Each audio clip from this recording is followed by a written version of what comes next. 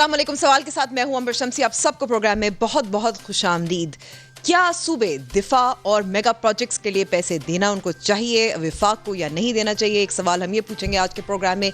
इसके अलावा जानने की कोशिश करेंगे कि आप पार्लियामेंट का वर्चुअल सेशन हो सकता है, ऑनलाइन इजलास हो सकता है या मुअख्खर होना चाहिए, और क्या पाकिस्तान इज्तिमाई क़ुव्वत मदाफ़ियत की पॉलिसी अपना रहा है या नहीं रहा, और फिर आखिर में हम ये भी जानने की कोशिश करेंगे कि आज चीनी कमीशन के सामने वज़ीर आज़म और मुशीर ख़जाना अब्दुल हफीज़ शेख साहब को पेश होना चाहिए या नहीं होना चाहिए। इस वक्त हमारे साथ मौजूद है फवाद चौधरी, वफाकी वज़ीर बराए साइंस एंड टेक्नोलॉजी, और मुस्तफ़ा नवाज़ खोकर साहब जो सेनेटर भी हैं, पाकिस्तान पीपल्स पार्टी के चेयरमैन बिलावल भुट्टो ज़रदारी साहब के तर्जुमान भी हैं। आप दोनों का बहुत बहुत शुक्रिया हमें वक्त देने का। फवाद चौधरी साहब, पहले मैं आपसे शुरू करना चाहूँगी क्योंकि बीबीसी उर्दू को आपने एक इंटरव्यू दिया था और एक तजवीज़ पेश की थी कि दिफा और मेगा प्रोजेक्ट्स के लिए सूबों को विफाक को पैसे देने चाहिए। मेरा सवाल ये है कि आपका मंतक तो ज़ाहिर है आप बयान करेंगे, लेकिन क्या ये जो तजवीज़ है, ये मौक़िफ़ है, इसमें हुकूमती हलकों में और कौन कौन से लोग हैं जो इस पर इसकी तायीद करते हैं? देखिए, पहली बात तो ये है कि ये जब से पहली बात तो आपको एक हमारे यहाँ जो ज़्यादातर टेलीविज़न पे बहस होती है, उसमें हम 18वीं तरमीम और एनएफसी अवार्ड को आपस में मिक्स कर देते हैं। देखिए, ऐसा नहीं है। 18वीं तरमीम एक अलहदा मामला है और एनएफसी अवार्ड जो है वो एक अलहदा मामला है। जहाँ तक 18वीं तरमीम का ताल्लुक है और स्पेशली जो मामला है डेवोल्यूशन का, और ये मामला के सूबों में इख्तियारात जाने चाहिए, उसके ऊपर कोई झगड़ा नहीं है और तमाम पॉलिटिकल पार्टीज़ का इसके ऊपर इत्तफ़ाक़ है। और दूसरी लेकिन जो बहस है उसके ऊपर जो भी वफाक में पीपल्स पार्टी हो, पीएमएलएन हो, जो पीटीआई है, जब भी बात आई है वो ये आई है कि जो एनएफसी अवार्ड है उसके अंदर जो एडजस्टमेंट्स हैं वो होनी चाहिए। देखिए, इस वक्त 6000 अरब रुपया टोटल आमदनी है फेडरल गवर्नमेंट की। उनमें से 2000 अरब रुपया आपका उन कर्जों पे सूद चला जाता है जो कि ज़ाहिर है कि पूरे मुल्क में खर्च होते हैं। इसके बाद आपका ठीक है। डिफेंस का बजट है, उसके बाद आपका जो मेजॉरिटी शेयर है वो सूबों को चला जाता है, और वफाक एक्चुअली -500-600 अरब रुपए से अपना बजट जो है शुरू करता है, जो ज़ाहिर है कि एक फिजिबल सिचुएशन नहीं है। लिहाजा इम्पॉर्टेंट बात यह है कि जब तक हमारे जो इसके साथ-साथ वो एक अलहदा बहस है कि सूबों से डेवोल्यूशन जो है वो डिस्ट्रिक्ट्स में नहीं हुई है, तहसीलों में नहीं हुई है, जो कि बहुत ठीक है, इम्पॉर्टेंट उस है बहस होना। में नहीं जा रहे। और अब आपका तो मौक़िफ़ यही है ना कि पैसे क्योंकि विफाक के पास नहीं होते, जब कर्ज़ों की अदायगी पूरी हो जाती है, जब दिफा पे की अदायगी पूरी हो जाती है, तो इसलिए पैसे बचते नहीं हैं मेगा प्रोजेक्ट्स के लिए और जो खर्चे होते हैं विफाक के लिए। तो आप समझते हैं कि इसीलिए सूबे जो उनका हिस्सा है उसमें डिफेंस पे भी कंट्रीब्यूट करें। डिफेंस में भी कंट्रीब्यूशन जो है वो करनी होगी। उसके साथ-साथ जो कर्ज़े हैं, ज़ाहिर है वो पूरे मुल्क में और सूबों के ऊपर जो है वो खर्च होते हैं। मिसाल के तौर के ऊपर अगर आप लाहौर ही के प्रोजेक्ट्स को उठा के देखें, फॉर एग्ज़ाम्पल जो अभी आपने जो ट्रेन वहाँ पे है, उसका तमाम जो बजट है वो एक्चुअली तो कर्ज़ों से गया, चाइना का सी पैक से गया, लेकिन वो बजट जो है वो ज़ाहिर है कि उसकी जो पेमेंट है वो सिर्फ़ वफ़ाक से हो रही है, जिसकी वजह से एक एनोमली जो है वो क्रिएट हो रही है। ठीक है, लेकिन इस मौक़िफ़ की, इस तजवीज़ की आपने किसी और को बताया, हुकूमती हलकों में किस-किस ने इसकी तायीद की थी? हू एल्स एग्रीज़? देखिए, ये तो बड़ी पुरानी बहस है। इवन शाहिद खाकान नवाज़ी साहब ने, मिफ्ता इस्माइल साहब ने इस मौक़िफ़ को बतौर प्राइम मिनिस्टर और वज़ीर ख़ज़ाना जो है वो बात उठाई है, और उसके बाद असेंबली में भी बहुत दफ़ा ये बात जो है वो हुई है। और चूँकि अब एनएफसी अवार्ड आ रहा है और उसको एडजस्टमेंट होनी है, तो हुँ, लाज़मी बात है कि हुँ। बहस दोबारा जो है वो होगी। ठीक है। मुस्तफ़ा नवाज़ खोकर साहब, इससे मिलती-जुलती बात इसहाक डार साहब भी कर चुके हैं, साबिक वज़ीर ख़ज़ाना।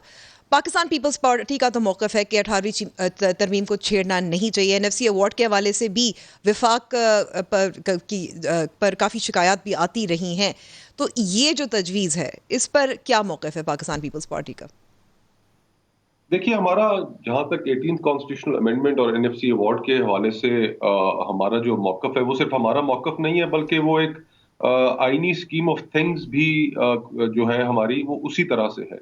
अगर आप आइन का आर्टिकल 160 देखिए और उसका 3A देखें, तो उसमें वाज़ह तौर पर ये बात लिखी हुई है कि एनएफसी अवार्ड जो सूबों के दरमियान जो तय किया जाएगा, وہ پچھلے NFC ایوارڈ سے کم نہیں ہوگا. تو یہ آپ کے آئین میں جی لکھا ہوا ہے. تو ہم جو گفتگو کر اس رہے کے ہیں, لیے ہم جو آئینی بات ترمیم کر رہے چاہیے ہیں ہوگی. تو آئینی ترمیم اگر حکومت لے کر آنا چاہتی ہے تو پھر حکومت وہ سنتے ہیں کبھی یہاں پر کبھی وہاں پر, کبھی کچھ وزراء بیانات دے دیتے ہیں, کبھی کچھ وزراء بیانات دے دیتے ہیں, اور پھر کچھ وزراء یہ بھی کہہ دیتے ہیں کہ اس طرح کا تو کوئی پروپوزل انڈر ڈسکشن ہی نہیں ہے. تو اس میں سب سے پہلی چیز تو حکومت کو کلیئرٹی لے کے آنی پڑے گی. جہاں تک پاکستان پیپلز پارٹی کا موقف ہے وہ آئینی موقف ہے, آئین کی جو existing constitutional scheme of things ہے اس کے مطابق ہے.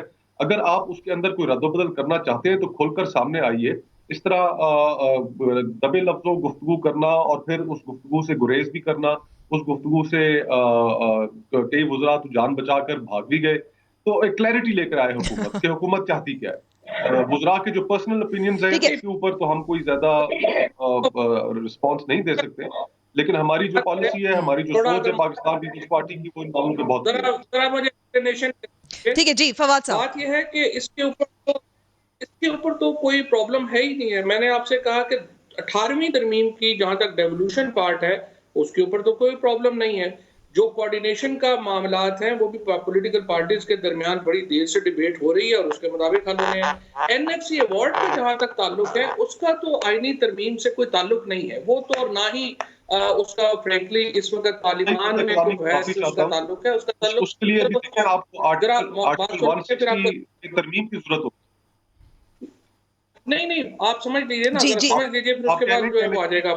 ترمیم چاہیے جب یہ کاؤنسل آف اچھا ٹائپ میں پرابلم یہ ہو جاتی ہے کہ اگر 3 لوگ بات کریں نا پھر وہ سمجھ نہیں آتی ہے, بالکل ویورز کو بھی نہیں سمجھ آتی. جب یہ جو بحث ہے کہ صوبوں نے اپنا جو خرچہ ہے اس کو کیسے ایڈجسٹ کرنا ہے اور میگا پروجیکٹس میں صوبوں کا حصہ ہونا چاہیے یا نہیں ہونا چاہیے, قرضے اتارنے میں صوبوں کا حصہ ہونا چاہیے یا نہیں ہونا چاہیے, اور ڈیفنس میں صوبوں کا حصہ ہونا چاہیے نہیں ہونا چاہیے, یہ کاؤنسل آف کامن انٹرسٹ میں یہ بات ڈیسائیڈ ہونی ہے. اور کاؤنسل آف کامن انٹرسٹ میں جب یہ بات آئے گی اس وقت یہ بحث ہوگی. اس میں کوئی چھپانے کی یا شرمانے کی تو بات ہے نہیں ہے. اور یہ بحث جس طرح میں نے آپ کو پہلے کہا اس کے اوپر PMLN کا پوائنٹ آف ویو بالکل واضح ہے, وہ اس کی سپورٹ کرتے ہیں. اس کے ساتھ پیپلز پارٹی میں بھی جو لوگ ہیں انہوں نے بھی اس کی سپورٹ کی ہے, اور میرا یہ خیال ہے کہ یہ بالکل ایک جائز بات ہے, کیونکہ اسی طریقے سے جو PTI کے اندر بھی ٹھیک جو ہے, ہے یہ اس کے اوپر میں بالکل آپ کو یہاں روکتی ہوں کیونکہ فواد چودھری صاحب لیکن اس کے لیے ایک ماحول بھی تو ہونا چاہیے. معذرت آپ کی بات یہاں کر رہی ہوں, اس کے لیے ایک ماحول بھی تو پیدا ہونا چاہیے. کاؤنسل آف کامن انٹرسٹ جو ہے دسمبر 2019 میں اس کا جو آخری اجلاس تھا وہ ہوا تھا, وہ 300 روز بعد یہ اجلاس بلایا گیا تھا.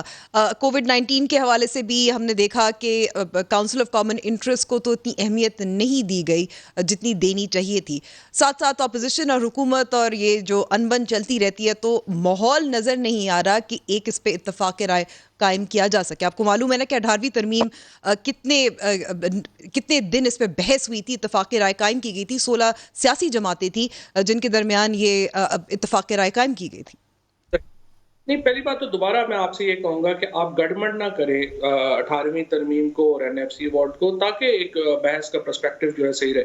18ویں ترمیم ہے ڈیولوشن کے اوپر, اور اس کے اوپر اتفاق ہے تمام پولیٹیکل پارٹیز کا کہ جو ڈیولوشن ہوئی ہے وفاق سے صوبوں میں وہ بالکل صحیح ہوئی ہے. اور اگلا پارٹ یہ ہے آرٹیکل 140A کے تحت وہ ڈیولوشن صوبوں سے ڈسٹرکٹس اور تحصیلوں کو ہونی چاہیے, اور اگر وہ اس کو تحصیلوں کو اور ڈسٹرکٹس کو امپاور نہیں کرتے آپ تو 18ویں ترمیم کا مقصد پورا نہیں ہوتا. تو آرٹیکل 140A کی امپلیمنٹیشن بھی اتنی ہی ضروری ہے جتنی 18ویں ترمیم کی امپلیمنٹیشن ہے. جہاں تک آپ نے کہا کونسل آف کامن انٹرسٹ ہے, آپ کی بات بالکل غلط ہے کہ کونسل آف کامن انٹرسٹ کو بلانا, جب NCOC ہے نیشنل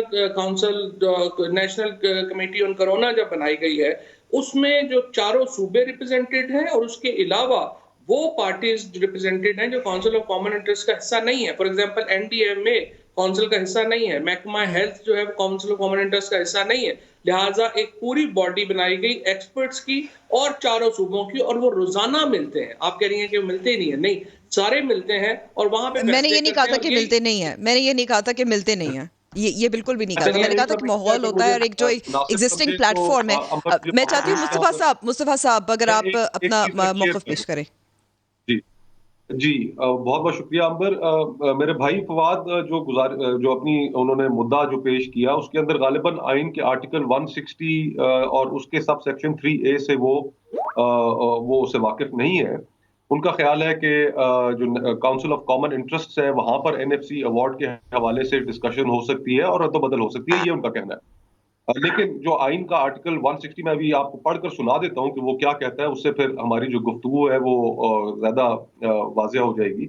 उसके अंदर लिखा है कि the share of the provinces in each award of National Finance Commission shall not be less than the share given to the provinces in the previous award. तो आपका जो प्रीवियस अवार्ड के अंदर जो शेयर तय किया जा चुका है, अगला जो फाइनेंस कमीशन का अवार्ड होना है वो किसी सूरत उससे कम नहीं हो सकता। ये आइन एक लिमिटेशन ऐड करता है। तो मेरी फवाद भाई से बिल्कुल मौक़िफ़ मुख्तलिफ है।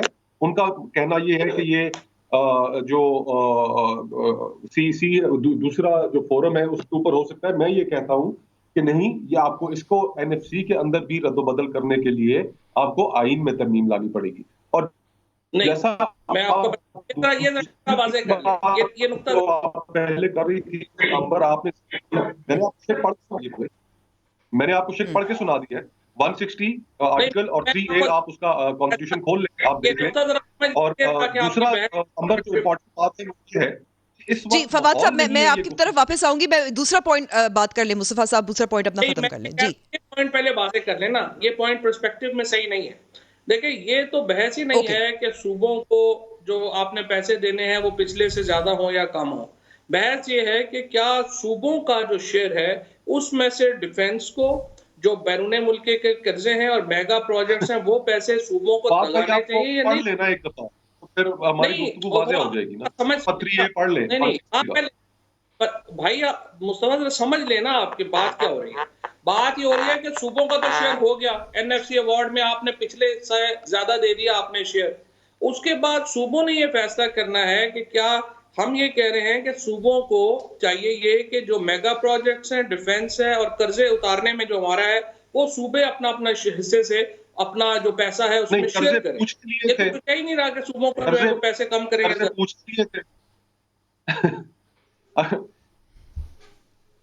हाँ, ये बात तो आप पीपल्स पार्टी और नून लीग की लीडरशिप से पूछे ना, कर्जे तो हमसे भी पूछ के नहीं लिए थे। और आपने जो 3000 जो इस दफा 12,000 अरब रुपए के आपने जो कर्जे ले लिए, तो ये वो तो आप हमसे पूछे नहीं है। जरदारी साहब से पूछें और अभी के अंदर से इसहाक डार साहब आप कहेंगे जी कि इस्माइल आप साहब वापस से करें। पूछें और नवाज शरीफ साहब से पूछें। आप तो आजकल इकट्ठे बैठते हैं, और उनसे जो पूछ लेंगे जो कैसे कर्जे जो है वो लिए। आपने भी तो पहले इसमें पॉलिटिकल पॉइंट स्कोरिंग नहीं करते, लेकिन आपने भी तो रिकॉर्ड ब्रेक किया है ना अपने 18 महीनों के अंदर कर्जे लेने का। तो क्या आपने वो कर्जे प्रोविंशियल और सूबाई हुकूमत से पूछ के लिए? आपके किए हुए गुनाहों को धोना तो हमने है ना, क्या करें हम? नहीं, धोते धोते तो आपने पूरी इकोनॉमी का बेड़ा गर्क डाल दिया और उस पिछले 18 महीने के अंदर जो मुल्क की इकोनॉमी के साथ आपने अच्छा, इसमें मैं साथ साथ ऐड करना चाहूंगी, एक चीज मैं बात करना चाहूंगी कि ये भी बिल्कुल तय है कि 18वीं तरमीम के बाद हमने ये भी देखा है कि वफाक को जितने रेवेन्यू या महसूलात इकट्ठा करने थे वो नहीं कर पाई। और ये सिर्फ तहरीक इंसाफ की बात नहीं है, स्पेशली हुकूमत ने भी अपनी जो टैक्स टू जीडीपी रेशियो था वो पूरा नहीं कर पाई। सूबों ने अलबत्ता बेहतरी वो लाए थे टैक्स टू जीडीपी रेशियो में। तो ये तो फिर अगर सूबों ने मेहनत की है फिर उनको वापस क्यों देना पड़ेगा? नहीं, वैसे फ्रैंकली बिल्कुल उस तरह से तो अभी नहीं है। तकरीबन अभी भी अगर आप देखें तो 80% जो सूबे हैं वो वफाक के महसूलात के ऊपर ही बात करते हैं। और सूबों की फ्रैंकली एडमिनिस्ट्रेशन में बहुत लूप होल्स है। और ये मैं बात सिर्फ एक सूबे की नहीं करूँगा, ये चारों सूबों में प्रॉब्लम्स हैं। और मैं तो हमेशा ये बात करता हूँ कि जब तक आप सूबाई रिफॉर्म्स नहीं करेंगे, आपको पॉलिटिकल बड़े एडमिनिस्ट्रेटिव रिफॉर्म्स आप सूबों में नहीं लेके आएंगे, आपका ये मसला हल नहीं होगा। मिसाल के तौर के ऊपर अगर आप फॉर एग्जांपल सिंध की मिसाल लें, तो सिंध को ये जो गैस के मद्दे में बहुत बड़ा पैसा मिलता है। और गैस कहाँ पे है? घोटकी में। असूली तौर के ऊपर तो घोटकी को पैरिस होना चाहिए, but fact of the matter is Ghotki को पैसा नहीं मिलता। इसी तरह से पंजाब में जो हमारे गैस निकलती है और वहां पर करक इस वक्त कितना पेरिस के करीब खड़ा है, जरा ये भी बताइए जरा। एक्चुअली मैं एग्जैक्टली यही मिसाल देने लगा था जो आपने खुद दे दी। करक है और इसी तरह से हमारे district let's not get into point تو بہت بڑا لیکن دا دیتے ہیں، پوائنٹ لیکن ہمیں اس وقت کیا ماحول ایسا ہے کہ اس ماحول کے اندر ہم ایسی بحث کا آغاز کریں جی کہ ایک جو بنیادی بحث آپ سوال یہی تھا کہ ماحول ایسا نظر نہیں آ رہا. ماحول تو یہ سب سے امپورٹنٹ ہے بھائی. پیسے نہیں ہے وفاق کے پاس. صوبوں نے جو ہے وہ ری شیئرنگ اپنی جو ہے ان کو سوچنی چاہیے. یہ تو سب سے پہلا کرنے کا کام ہے. مطلب یہ ہے کہ اس میں تو یہ تو پھر سے بحث ہی وہ نہیں ہے کہ ٹائم نہیں. نیشنل پالیٹکس پاکستان میں کبھی بھی صحیح کام کے لیے ٹھیک ہے صحیح کام کے لیے ٹائم ہوتا ہے. ٹھیک ہے. اور یہ جو اس پر میں امید کرتی ہوں کہ مزید بات چیت جاری رہے گی. یہ تجویز ہے جس پہ بات چیت کم سے کم ہونی چاہیے, چاہے اتفاق رائے قائم ہو یا نہ ہو. میں آگے کچھ معاملات پہ کی طرف بڑھتی ہوں, کیونکہ کچھ ایسے بیانات مشیر سے ہے ڈاکٹر ظفر مرزا اور وزیر منصوبہ بندی اور NCO ہیڈ ہیں اسد عمر صاحب کی طرف سے آئے ہیں, جس سے ظاہر ہوتا ہے کہ پاکستان کا کرونا وائرس کے حوالے سے کیا پلاننگ ہے, کیا پالیسی ہے. کیا کہا تھا سنیے. یہ بیماری تو ہے ہی ہے, اس نے پھیلنا بھی ہے, روک کوئی نہیں سکا اس کو, امریکہ سمیت چائنا سمیت. ہمارا یہ مقصد بھی نہیں ہے کہ اس کی زیرو ٹرانسمیشن کر دیں. ایکچولی ایک سرٹن لیول تک تو اسے پھیل جائے تو بہتر ہے فیوچر کے لیے, تاکہ لوگ امیون بھی ہو جائیں. جب تک ویکسینیشن نہیں آتی اس وقت تک وبا پھیلے گی. اس بیماری کا حتمی حل دو میں سے ایک صورت کے اندر ہوگا, یا تو کوئی ویکسین دریافت کر لی جائے گی, یا لگ بھگ 70% آبادی کو اگر یہ بیماری لگ چکی ہے تو ایپیڈیمولوجسٹ ہمیں یہ کہتے ہیں کہ اس وقت ہرڈ امیونٹی لیول آ جاتا ہے اور اس کے بعد اس بیماری کا پھیلاؤ رک جاتا ہے. تو یہ کسی گورنمنٹ پالیسی کی وجہ سے نہیں ہے, یہ ایک نیچرل پروسیس ہے جو چل رہا ہے. مصطفیٰ نواز کھوکر صاحب, کیونکہ سندھ بھی قومی یکجہتی کے حوالے سے جو پالیسی وفاق اپنا رہی ہے تقریباً 19-20 کے فرق سے وہی اپنی صوبے میں بھی اپنا رہی ہے, کیا آپ کو بھی لگ رہا ہے کہ ایک ہرڈ امیونٹی جس کو انگریزی میں کہتے ہیں, یعنی کہ اجتماعی قوت مدافعت کے حوالے سے کہ ہم زیادہ بندشیں کر نہیں سکتے, تو ایسے ہو سکتا ہے کہ 70% آبادی کو کرونا وائرس بھی ہو جائے, وہ قوت مدافعت قائم بھی کر لیں, اور اس طرح سے ہم جب تک ویکسین ڈیولپ نہیں ہوتی بچ نکل جائیں گے. کیا یہ پالیسی آپ کو بھی لگتی ہے انسپوکن؟ یہ ظاہر تو ایسا ہی نظر آ رہا ہے. بہت سے لوگ پاکستان میں اس کے اوپر لکھ رہے ہیں اور کہہ رہے ہیں کہ حکومت ہرڈ امیونٹی والا راستہ چننے کی طرف جا رہی ہے, اور بلکہ انہوں نے تقریباً چن لیا ہے. لیکن میں یہ سمجھتا ہوں کہ یہ ایک بہت ایسا قدم ہے کہ جو کسی بھی طریقے سے کسی بھی طرح سے اس کو جسٹیفائی نہیں کیا جا سکتا. ہرڈ امیونٹی کا مطلب یہ ہے کہ آپ نے یہ فیصلہ کر لیا کہ آپ کے جو شہری جن کو یہ مرض ہوتا ہے آپ اس کو پھیلنے دیں گے, آپ اس کو روکیں گے نہیں, اور اگر ان کو ہو جاتا ہے تو ان میں سے جو وفات پا جائیں گے وہ آپ ایک کولیٹرل ڈیمیج یا ایک اس طرح کا سمجھ لیں کہ وہ آلریڈی فگر آپ نے کیا ہے کہ جنہوں نے مرنا ہے وہ مر جائیں گے, جو بچنا ہے وہ بچ جائیں گے. اور کیونکہ 80% 90% تک لوگوں کے اندر یہ اس کے سمٹمز بھی ظاہر نہیں ہوتے, تو بہت ایک چھوٹی تعداد ہوگی لوگوں کی جو شاید اس میں مر جائے, تو خیر ہے آپ وہ کاسٹ پے کرنے کے لیے تیار ہے. یہ بیسکلی ہرڈ امیونٹی. تو میں سمجھتا ہوں کہ یہ حکومت کوئی بھی ہو, وہ کسی صوبے کی ہو یا وفاق کی ہو, حکومت کی ذمہ داری عوام کے جان و مال کی تحفظ کرنا ہے. وہ اس طرح کی چیزوں کی طرف جانا نہیں ہے. کیا اگر ہم ہرڈ امیونٹی کی طرف جائیں گے تو اگر آپ یہ 1% بھی جو مورٹیلٹی ریٹ ہے دنیا میں, جو 60 سال سے اوپر کے جو لوگ ہیں ان میں یہ شرح بڑھ بھی جاتی ہے, تو کیا ہم اپنے جو اس معاشرے کے اندر ہمارے 60 سال سے اوپر کے لوگ ہیں, ہم ان کو ہرڈ امیونٹی کے نام پر قربان کرنے کے لیے تیار ہیں, یا وہ لوگ جن کا لیکن مصطفیٰ صاحب دیکھیں, کیونکہ سندھ بھی انہی اجلاسوں میں شامل ہوتا ہے, سندھ کی بھی اب وہی پالیسی نظر آ رہی ہے جو وفاق کی ہے, تو پھر یعنی کہ یہ بھی ہم سمجھ سکتے ہیں کہ صوبہ سندھ میں بھی ہرڈ امیونٹی کی پالیسی کو ایک طرح سے اپنایا گیا ہے. پہلی چیز تو امبر یہ کہ ہماری پالیسی شروع سے وفاق سے مختلف رہی. ہمارا اور وفاق کا جو سب سے پہلا جو بون آف کنٹینشن تھا, جو آخری وقت تک رہا, وہ تھا لاک ڈاؤن. اس کے اوپر آپ کو پتا ہے وزیر اعظم عمران خان صاحب انہوں نے ایک پوزیشن لے لی, ان کی پوزیشن سے باقی اور کسی صوبوں نے بھی ایگری نہیں کیا, DG ISPR نے بھی پریس کانفرنس کر دی. تو ساری بحث اپنی جگہ موجود ہے. آج تک وزیر اعظم اس چیز سے کنونس نہیں تھے, اور ہمارا ماننا یہی تھا کہ اب علاج سامنے آ نہیں جاتا, ہمارے پاس کوئی اور راستہ نہیں ہے سوائے اس کے کہ ہم ایک لاک ڈاؤن کریں اور لوگوں کو اس بیماری کے اندر پھیلاؤ سے محفوظ رکھ سکیں, اور جب ہم وہ کرو فلیٹن کر لیں تو اس کے بعد لاک ڈاؤن ایز کر دینا چاہیے. لیکن اب ہم یہ دیکھ رہے ہیں کہ ہمارے ہاں کیسز جو ہیں وہ اوپر جا رہے ہیں, ہمارے ہاں کورونا کے مریضوں کی تعداد بڑھ رہی ہے. یہ وہ موقع ہے کہ جس میں آپ کو لاک ڈاؤن کے اندر مزید سختی کرنی چاہیے تھی, لیکن اب ہم لاک ڈاؤن جو ہے اس کو ایز کرنے کی طرف جا رہے ہیں. सिंध हुकूमत की ठीक है, मैं आपको यहाँ रोकती हूँ क्योंकि मैं चाहती हूँ फवाद साहब से भी उनका मौक़िफ़ इसी मामले पर लूँ। फवाद साहब, असद उमर साहब और ज़फ़र मिर्ज़ा साहब के बयानात से ऐसे ही लग रहा है कि पाकिस्तान की कहा नहीं जा रहा हर्ड इम्यूनिटी की पॉलिसी अपनाई हुई है क्योंकि मजबूरी है। देखिए, फ्रेंकली बात यह है कि असद उमर साहब हों, डॉक्टर ज़फ़र मिर्ज़ा साहब हों, मुस्तफ़ा नवाज़ खोखर साहब हों या मैं हूँ, हम लोग क्वालिफाइड नहीं हैं इस किस्म की स्टेटमेंट देने के लिए। ये जो बात है, ये एक बहुत ही आई वुड से कि एक हाईली एक्सपर्ट्स जो इसके एक्सपर्ट हैं, वो ये बात सोच सकते हैं कैसे करना है, क्या करना है। I don't really feel my self kind of ठीक है, आप इस पे कमेंट नहीं करना चाहते, लेकिन फवाद साहब, डॉक्टर ज़फ़र मिर्ज़ा ना तो सिर्फ डॉक्टर हैं बल्कि WHO आलमी इदारे सेहत के साथ मुंसलिक भी रहे हैं, तो वो तो क्वालिफाइड हैं, वो तो अहल हैं।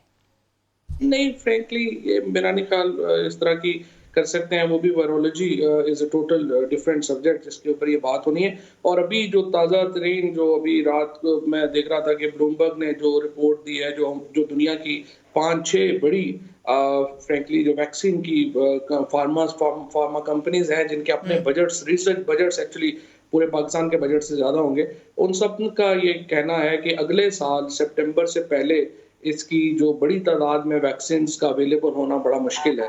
सो ये एक बैटल है जो हमने फाइट आउट करनी है और इसके लिए यकीनी तौर के ऊपर हमें रास्ते इसमें निकालने पड़ेंगे। We have to live with the virus for the time being.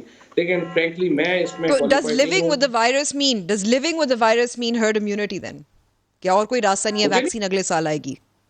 मुझे और आपको क्या ठीक है, पता? ठीक है। आप तो नहीं है, you should call scientist for that. ठीक है, अगले मामले पर आते हैं क्योंकि आपका भी मौक़िफ़ इस पे सामने आया है। अभी जो डिप्टी चेयरमैन सेनेट है सलीम मांडवी वाला, उन्होंने एक ट्वीट भी इसके हवाले से किया था। उनकी तजवीज़ थी कि पार्लियामान के जो इजलास होने हैं अगले हफ्ते, इसमें सेनेट है और कौमी असम्बली है, उनको मौखर करना चाहिए। आपकी तजवीज़ रही है कि वर्चुअल सेशंस होने चाहिए। आप क्या समझते हैं, क्योंकि अभी हमने देखा है कि कौमी असम्बली के स्पीकर असद कैसर साहब, अल्लाह खैर करे, लेकिन उनकी तबीयत ख़राब हुई है, अस्पताल मुंतकिल हुए हैं। दूसरी जानिब पंजाब के जो डिप्टी स्पीकर है उनको भी उनका कोरोना टेस्ट भी मुस्बत सामने आया है। देखिए, इसके अलावा 3 MNAs और 2 जो असम्बली के जी, मुलाजमीन हैं उनका कोरोना टेस्ट पॉजिटिव आया है। मेरे ख्याल में ये बड़ा ख़तरनाक है जो ख्वाजा आसिफ की ज़िद के ऊपर जिस तरीके से पार्लिमानी कमेटी लेट गई और उन्होंने वर्चुअल सेशन के बजाय, और मैं सलीम मांडवीवाला से साहब से बिल्कुल 100% उनसे एग्री करता हूँ। मैंने पहले भी स्पीकर साहब से भी कहा था और जो मुतल्लिका लोग भी हैं कि हम आपको वर्चुअल सेशन का पूरा सॉफ्टवेयर, पूरा सिस्टम्स बना करके देने को तैयार है। और मुझे नहीं समझ आती कि आपने एक दूसरे को जफ्फियां डालने के लिए अगर सेशन करना है तो अलहदा बात है। अदरवाइज देखिए, अभी तमाम दुनिया की कॉन्फ्रेंसेस जो हैं वो वर्चुअल हो रही हैं और जिस तरीके से फिर स्पेशल फ्लाइट्स चला के MNAs को लाया गया, फिर सबके टेस्ट कराए गए। मेरे ख्याल में जो इसके बावजूद मैं रेस्ट एश्योर कि इतने ज़्यादा लोग इस सेशन में आएंगे और आपको तो एक आदमी चाहिए पूरे सेशन के लोगों को बीमार करने के लिए। बिल्कुल। और मेरा ये फैसला वेल थॉट आउट नहीं है और ज़ाहिर है कि मैं तो इतना बड़ा रिस्क अपनी नहीं लेने वाला, मैं तो नहीं जा रहा। लेकिन बात ये है कि ये जो कर रहे हैं सेशन, जिस तरीके से कर रहे हैं, इसकी कोई ज़रूरत नहीं थी। वर्चुअल सेशन में आपने अल्टीमेटली देखें टेक्नोलॉजी की तरफ जाना है and political parties must stand ठीक है, फॉर मॉडरेट। मैं इसलिए मैं आपको रोकती हूँ और आपकी बात बिल्कुल, ये एक रिस्क है क्योंकि दलील जो दी जाती है वो यही दी जाती है कि हमारे पास जो अभी फिलहाल जो इंटरनेट इतना तेज़ नहीं है कि वो सेशंस हो सके। दूसरी तरफ मुस्तफ़ा साहब से मैं यहाँ पूछना चाहती हूँ क्योंकि सिर्फ ख्वाजा आसिफ और पाकिस्तान मुस्लिम लीग नवाज़ की बात नहीं है, क्योंकि नवीद कमर साहब भी समझते हैं, रज़ा रब्बानी साहब भी समझते हैं कि गुंजाइश नहीं है रूल्स ऑफ बिजनेस में। लेकिन रूल्स ऑफ बिजनेस में वाज़ेह तौर पर यही नहीं लिखा कि फ़िज़िकल प्रेजेंस ज़रूरी है। कोरम ज़ाहिर है अलग बात है। आपका क्या मौक़िफ़ है मुस्तफ़ा साहब? देखिए, इसमें बहुत से लोगों का आपने कुछ का नाम लिया, उनका ख्याल ये था कि वाकई रूल्स के अंदर उनका मानना ये है कि रूल्स के अंदर ऐसी गुंजाइश नहीं है कि वर्चुअल सेशन आप कर सकें। उसमें आप कई ऐसी शिकें मौजूद हैं कि जिसमें मेंबर को अपना बटन दबाकर अपनी सीट के अंदर खड़ा होकर वोटिंग के ऊपर या डिफरेंट चीज़ों के ऊपर अपनी हाजिरी यकीनी बनानी होती है।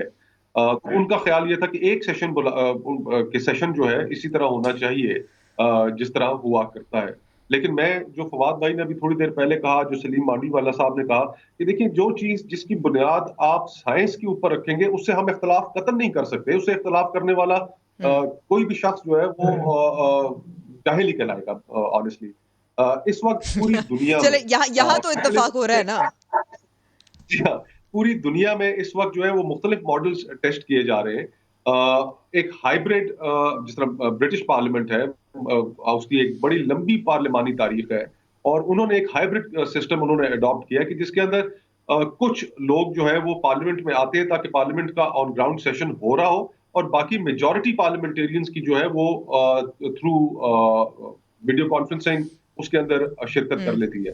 तो मेरा ख्याल है कि हमें यहाँ पर इस तरह की कोई चीज रखनी चाहिए थी और जिस तरह की हमारी बाकी जिस तरह फवाद भाई कह रहे थे, you only need one person, और पूरे पाकिस्तान से आपके एमएनएज आए होंगे, सेनेटर्स आए होंगे और खुदा न खास्ता जब वो वापस पूरे पाकिस्तान में जाएंगे और अगर अपने साथ कोरोना लेकर गए तो वो काफी मुश्किल सूरत हाल बनेगी। तो इस तरह लेकिन मुस्तफा साहब लेकिन एक अर्जेंसी भी तो है ना, एक अर्जेंसी इसलिए भी है क्योंकि बजट के सेशन भी होने हैं। एग्जैक्टली, देखिए बजट भी होना है और बजट जो है वो एक बड़ा इंपॉर्टेंट फाइनेंशियल वो है हुकूमत के लिए और हम सब उसका इंतजार भी कर रहे हैं कि ये जो इस वक्त एक कैफियत है पूरी दुनिया में एक इकोनॉमिक क्राइसिस की कि जिसमें बड़ी बड़ी ताकतवर मेशत जो है उनका हशर नशर हो गया है। ठीक है, तो हमें भी इस पे ठीक है मैं एक पॉजिटिव कदम जी करना चाहिए। फवाद साहब से मैं जल्दी पूछना चाहती हूँ, इस वक्त राजी जिसको करना है यानी कि पाकिस्तान मुस्लिम लीग नवाज को ही करना है। वर्चुअल सेशन का सिर्फ एक ही नुकसान है कि आप बजट की कॉपियां फाड़ के स्पीकर के डाइस पे और एक दूसरे पे नहीं फेंक सकते। इसके अलावा frankly everything can be done. ये भी है कि वहीं से बटन दबा देना है और किसी की आवाज नहीं आ रही। अगर तस्वीर आ रही है और आप कागज फेंक दें तो आप अपना एहतजाज भी रजिस्टर कर सकते हैं। था कि हम ये भी डाल देते हैं उसमें कि आप जो है डिजिटल नोट एक कागज जो है एक दूसरे के ऊपर फेंक सकें। तो सवाल ये पैदा होता है कि अब क्योंकि वक्त कम हो गया, अर्जेंसी भी रह गई है, पाकिस्तान मुस्लिम लीग नवाज को अभी आपने कन्विंस करना है क्योंकि जैसे मैं एक कानूनी जरूरत भी है और वैसे भी पार्लियामेंट का सेशन तो बुलाना है।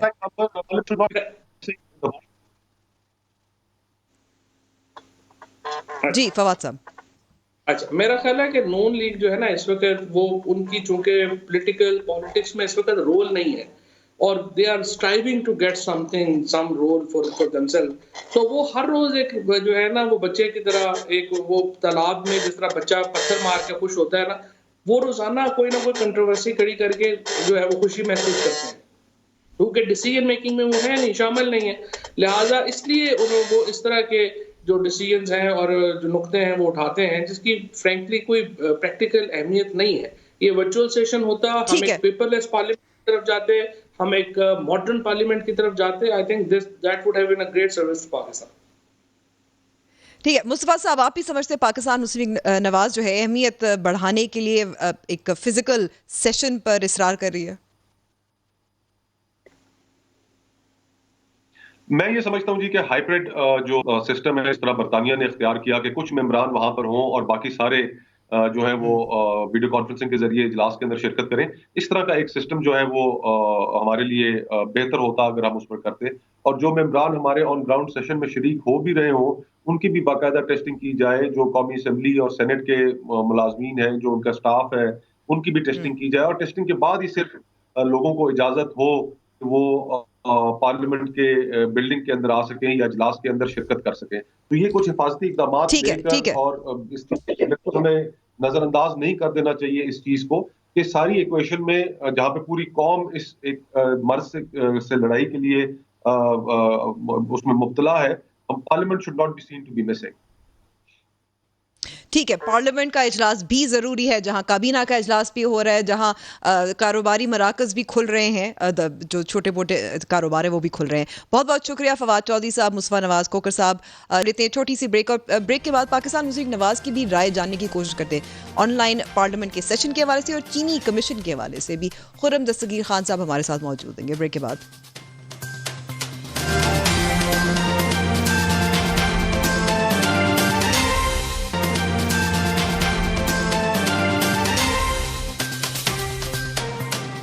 प्रोग्राम में एक बार फिर खुश आमदीद। अब कुछ बात करते हैं पाकिस्तान मुस्लिम लीग नवाज के सीनियर रहनुमा साबिक वजीर कॉमर्स और दिफा खुर्रम दस्तगीर खान साहब से। बहुत बहुत शुक्रिया खुर्रम साहब हमें वक्त देने का। खुर्रम साहब, ब्रेक से पहले डिबेट जो हो रही थी वो पार्लियामेंट के वर्चुअल सेशन के हवाले से हो रही थी। कुछ MNAs हैं, उनको भी उनका कोरोना टेस्ट मुस्बत सामने आया है। पंजाब के डिप्टी स्पीकर का कोरोना टेस्ट मुस्बत आया है। असद कैसर साहब को अस्पताल मुंतकिल कर दिया है, उनकी तबीयत कुछ थोड़ी सी ज़्यादा ख़राब हो गई है। पाकिस्तान मुस्लिम लीग नवाज इसरार करी है कि फ़िज़िकल सेशन होना चाहिए, लोगों को मौजूद होना चाहिए, लेकिन इन हालात में मुमकिन नहीं लग रहा। अब वर्चुअल सेशन क्यों नहीं, उस पर मान क्यों नहीं जाती Pakistan Muslim League Nawaz? Parliament is the life blood of democracy. वो खून की तरह है, जिस तरह एक इंसान के जिस्म में खून दौड़ता है। तो जमहूरियत में पार्लियामान ये काम सर अंजाम देती है कि अवाम की जो राय है वो खून की तरह दौड़ाकर जो है वो सामने लेकर आती है। तो हम सब जिन्हें ये जिम्मेदारी पाकिस्तान की कौम ने दी है अपनी नुमाइंदगी की, मुझे ये तो यकीन है कि मेरे तमाम कॉलीग्स इतने जिम्मेदार हैं कि वो तमाम सोशल डिस्टेंसिंग, जो समाजी दूरी की ज़रूरियात हैं, उन पर कायम रहते हुए जो उनकी बुनियादी जिम्मेदारी है उसको अदा कर सकते हैं। और मुझे बड़ी खुशी है कि ये सेशन हो रहा है, क्योंकि मुस्लिम लीग नून ने तो अपनी रिक्वेजिशन में ये याद कराया था कि जो जिन पार्लियामेंट्स का इमरान खान साहब जिक्र करते नहीं थकते, वहां लंदन में जब ब्लिट्स हुआ 1940 के आखिर में और सख्त तरीन बमबारी हुई, तब भी पार्लियामान का इजलास कभी खत्म नहीं किया गया, उसे मूव किया गया, लेकिन वो इजलास मुस्तकिल तवातर से होते रहे। हुकूमत की जो अकाउंटेबिलिटी है वो होती रही। और असल मकसद ये है कि इन तमाम हफ्तों में हुकूमत ने जो इकदाम लिए हैं उनकी जब तक अकाउंटेबिलिटी उस पे बहस होनी चाहिए। और बिल्कुल आपकी जायज बात है, पार्लियामेंट को भी अहमियत दी जानी चाहिए, जो मुंतखब नुमाइंदे। लेकिन खुर्रम साहब, एक तरफ खतरा भी है कि अगर वो प्लेन में आएंगे, अपने अपने इलाकों में आएंगे, उनके भी टेस्ट होने वाले हैं, वेंटिलेशन का मसला है, स्टाफ का अमले का भी ये इंश्योर करना होगा, यकीनी बनाना होगा कि उनमें से किसी को कोरोना का मुतासिर नहीं है कोरोना वायरस से। तो कुछ सेशन जो है उसको ऑनलाइन किया जाए। अब मुस्तफा नवाज खोखर साहब की तजवीज़ थी कि कुछ जो रुकन है वो ज़रूर मौजूद हों, लेकिन बाकी जो है अगर ऑनलाइन शिरकत करें तो मेरे ख्याल में सबकी हिफाजत और एक मिसाल के तौर पर ये बेहतर होगा। जी, ये जरूर हो सकता है कि अगर कुछ हजरात, ख़वातीन और हजरात समझते हैं कि उनकी जान को ज्यादा खतरा है, तो उनको इनकॉर्पोरेट करने के लिए इस पे आई एम श्योर को गुफ्तगू हो सकती है। लेकिन फिजिकल इजलास होना, देखिए, जब एक वक्त में इंतजामिया अपना काम कर रही है, द एग्जीक्यूटिव इज फंक्शनिंग, अदलिया अपना काम कर रही है, तो मुकर्रना की मौजूदगी भी उतनी ही जरूरी है। और उसको सिर्फ इसलिए बंद नहीं किया जा सकता कि मुल्क में ऐसे हालात हैं, इमरजेंसी जरूर है, लेकिन मैं बड़े अदब से अर्ज करूंगा कि दूसरी चीजों की तरह parliament is an essential service to the people, इसको बंद नहीं किया जा सकता। नहीं, बिल्कुल बंदिश की तो बात ही नहीं हो रही। दूसरी जानिब फवाद चौधरी साहब तो ये कहते हैं कि पाकिस्तान मुस्लिम लीग नवाज को अहमियत नहीं दी जा रही आजकल, इसलिए वो फिर ऐसे इश्यूज को ज्यादा उठा रहे हैं। नहीं, हम तो पाकिस्तान की जमहूरियत को मजबूत रखने की इशू उठा रहे हैं। हम ये इशू उठा रहे हैं कि हुकूमत ने इन 8 हफ्तों में जिस नाअहली और नालायकी का हमारे नज़र में मुजाहरा किया है, उसको खुलकर सामने आना चाहिए कि अगर पाकिस्तान के डॉक्टर्स जो हैं उनको पूरे मुल्क में एहतजाज करने पड़े, डंडे खाने पड़े, हवालात में रातें गुजारनी पड़ी, और अभी तक जो है सबको जो फिजिकल प्रोटेक्शन इक्विपमेंट है वो नहीं मिल सका, तो उसका कौन जिम्मेदार है? हम ये जरूर कहेंगे, और ये पार्लियामान में ही हो सकता है कि वाज़ेह तौर पर कहा जाए कि जनाब, अगर पूरे मुल्क में अभी तक वसी तरीन टेस्टिंग नहीं हो सकी, और पाकिस्तान का जो डेटा है जिसकी बुनियाद पर फैसले होने, वो डेटा ही बहुत महदूद है, और लिहाजा वो एक कमजोर बुनियाद है फैसले करने के लिए, तो ये क्यों नहीं टेस्टिंग हुई? कौन इसका जिम्मेदार है? इसका भी तयन होना चाहिए कि यूटिलिटी स्टोर जो हैं, जो वाकई हुकूमत की जिम्मेदारी है, अगर वो पूरे रमजान और उससे पहले से खाली पड़े हैं जरूरी अशियाई जो खुर्दोनोश है, उसका कौन जिम्मेदार है? हमें यह भी पूछना है कि भाई अगर पूरे मुल्क में क्वारंटीन जो हैं वो नाकाफी हैं और तो उनमें हालात इतने मखसूस हैं, तो ये तमाम जिम्मेदारी का तयन। और मैं एक बात बड़ी जरूरी है